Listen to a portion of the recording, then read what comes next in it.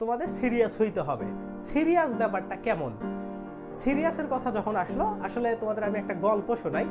এই গল্পটা আসলে আমার কখনোই শোনানোর ইচ্ছা ছিল না, বা আমি যাকে নিয়ে আসলে গল্পটা বলতে চাচ্ছি সেও হয়তো বা এক্সপেক্ট করে নাই, বা সেও হয়তো বা এই ভিডিওটা কখনোই দেখবে না।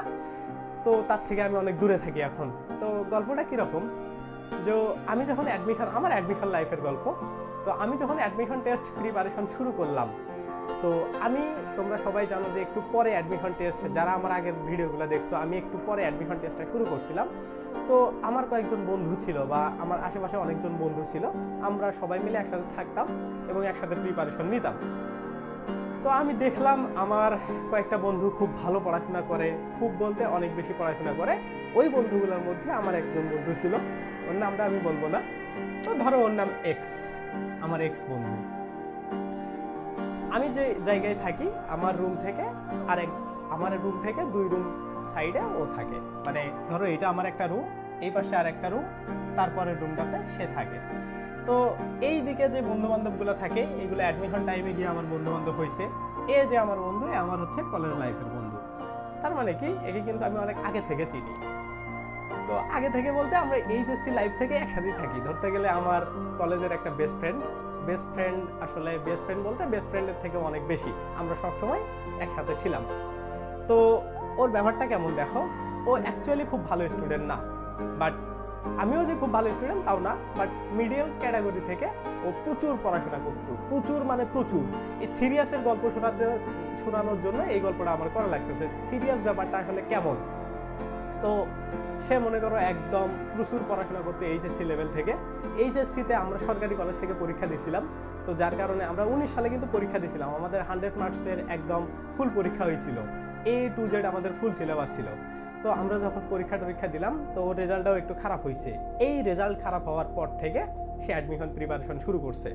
তো এই অ্যাডমিশন প্রিপারেশনটা তোমাদের যেমন দীর্ঘ হচ্ছে না, আমাদের কোভিডের কারণে বিশাল বড় আমরা সময় পাইছিলাম, প্রায় 8 থেকে 9 মাসের মতো। আমরা যখন সেকেন্ড টাইম দিছি আর কি, তখন যখন সেকেন্ড টাইম প্রিপারেশন শুরু করলাম আর কি, সেকেন্ড টাইমে 8 থেকে 9 মাস সময় পাইছিলাম। তো ফার্স্ট টাইমে পরীক্ষা দিছিল, বাই চান্স ওর হয়নি, ওই সময় ও পড়াশোনা করেনি। বাট যখন সেকেন্ড টাইম সে মেন্টালি প্রিপেয়ার হইল যে সেকেন্ড টাইম প্রিপারেশন নেবে, এবং কোভিডের আগে থেকে বা কোভিড শুরু হওয়ার ঠিকঠাক ওই সময় থেকে যখন আসলে প্রথম অটো পাস দিল, সেই সময় থেকে প্রায় 8-9 মাসের একটা জার্নি সে খুব ভালোভাবে প্রিপারেশন নিল। খুব ভালো বলতে একদম সেই ভালোভাবে, ঠিক আছে। তো ওর একটু স্ট্র্যাটেজিটা বলি, ও সিরিয়াসনেসের ব্যাপারটা বলি। ও কোচিংয়ে যাইতো, রেগুলার পরীক্ষা দিত, প্রচুর পড়াশোনা করতো, বন্ধুবান্ধবদের সাথে যতটুকু মেশা দরকার ততটুকু মিশতো, বন্ধুবান্ধবদের সাথে যতটুকু আর কি না হইলেই নয়, যতটুকু না সময় দিলেই নয়, ওইগুলো বাদ দিয়ে সে প্রচুর পড়াশোনা করতো। তো আমি আসলে অনেক পরে প্রিপারেশন শুরু করার কারণে আমি ওর কাছ থেকে অনেক সাজেশন নিতাম, যে আসলে এইটা কীভাবে হবে, বা এইটা আসলে কেমনি কী হবে না হলে আমি কোনো সমস্যায় গেলে ওর কাছ থেকে ওর বই টইগুলো দিতাম, ওর কোচিংয়ের শিট-টিটগুলো দেখতাম, মানে সব বিষয়ে ওর সাথে শেয়ার করতাম। তো দেখো, ও আর আমি অ্যাডমিশন টেস্ট দিলাম, প্রচুর পড়াশোনা করছে ভাই, তোমাদের কি বলি, মানে পড়াশোনার লেভেল সম্পর্কে একটু তোমাদের আইডিয়া দিই। ও 5 ওয়াক্ত নামাজ পড়তো, ঠিক আছে, ঠিকঠাকভাবে নামাজ পড়তো। তারপর নামাজ যারা পড়ে তারা দেখবা যে খুব ভোরে ওঠে, ঠিক আছে। সে ভোরে উঠতো, ওঠার পর ভোর থেকে প্রায় 12টা পর্যন্ত টানা সে পড়তো। পড়ার পরে সে গোসল করার পর একটা খাওয়া দাওয়া, আমার রুমে এসে আমার সাথে রেগুলার খাবার খাইতো। তো একসাথে খাবার টাবার খাইতো, খাওয়ার পর তারপরে এই যে যাইতো রুমে, যাওয়ার পর তাকে আর দেখা যাইতো না। রাতে আবার একসাথে আমরা খাবার খাইতাম, হালকা পাতলা গল্প করতাম। তারপরে আমরা নর্মালি 10টা দিয়ে খাবার খাইতাম। তারপরে সে আবার 1-1.5 ঘন্টা পড়াশোনা করে ঘুমায় যাইতো। এইটা তার একদিনের রুটিন না, এইটা হচ্ছে রেগুলার রুটিন ছিল, এবং এটা প্রায় 6-7 মাস ধরে সে টানা করছে রেগুলার। সে প্রচুর পড়াশোনা করছে। তার একটাই টার্গেট, সে গুচ্ছে কোনো না কোনোভাবে তার একটা পজিশন আনতে হবে। কারণ কি দেখো, আমাদের সময় আমরা যখন সেকেন্ড টাইম দিছি, তখন আসলে আমরা রাজশাহীতেও সেকেন্ড টাইম ছিল না, চট্টগ্রামেও ছিল না, আমাদের সেকেন্ড টাইম ছিল বিউপি, গুচ্ছ এবং জাহাঙ্গীরনগর।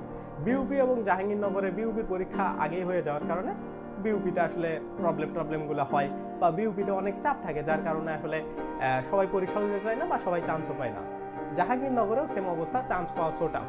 তো তার একটাই টার্গেট ছিল যে সে গুচ্ছে কোনোভাবে হোক, এনি হাউ তার লাগবেই গুচ্ছ। সে প্রচুর পড়াশোনা করতো। তো এইভাবে সে 6-7 মাস প্রিপারেশন নিল।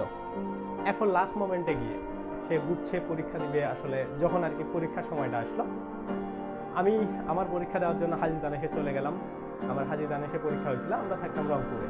আমরা 14-15 জন মিলে একটা বাসা সিস্টেমে একটা ম্যাচ ছিল, মানে ম্যাচ বলতে আমরা আমাদের মতো করে থাকতাম আর কি, সবাই সিঙ্গেল রুমে, সবগুলোতে একটা একটা করে রুম থাকতো। তো থাকার পরে তো সে পরীক্ষা দিতে গেল, তার সিট পড়ছে হচ্ছে কাজী নজরুল ইসলাম বিশ্ববিদ্যালয়, ত্রিশাল, ময়মনসিংহে, ঠিক আছে। তো সেখানে সে পরীক্ষা দিতে গেল, সে গুচ্ছের ভর্তি পরীক্ষা দিল। দেওয়ার পর আমি পরীক্ষা দিচ্ছি।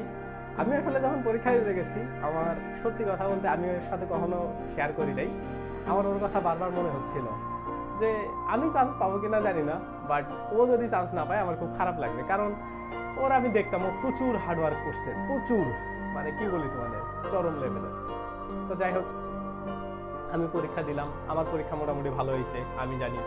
এখন আমি ওকে ফোন দিব বা ওর থেকে শুনবো যে তার পরীক্ষা কেমন হয়েছে। তো আমি ফোন দিচ্ছি, ফোন বন্ধ। তো আমি একটু চিন্তায় পড়ে গেলাম যে কি হইলো, হয়তো বা চার্জ নাই।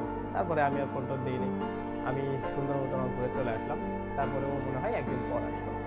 আসার পরে ও আসলে মানে ওকে আমি বললাম পরীক্ষা কেমন হয়েছে, ও জাস্ট একটা কথাই বললো যে সাইম আমার মনে হয় হবে না, পরীক্ষা তেমন ভালো হয়নি। আমি বললাম যে কতগুলো এমসিকিউ হয়েছে একসাথে কারেক্ট করি বা একসাথে দেখি। তো তখন ফোকাসরা হচ্ছে, ফোকাসের আমরা অ্যান্সারটা পাইছিলাম, মানে ফোকাস ওরা ওদের ফেসবুক পেজে দিছে। তো আমি আমারটা মেনাইলাম, ও দেখতেছে, আমি হিসাব করে দেখলাম আমার 73 পয়েন্ট সামথিং আসে, 73.50 এইরকম মার্ক আসে ফোকাসের অ্যান্সার শিট অনুসারে।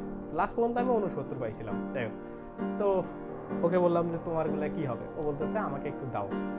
ও আমার থেকে, আমি দাগাইলাম একটা প্রশ্ন, আমার প্রশ্নে সেটা নিল, নিয়ে দেখলো।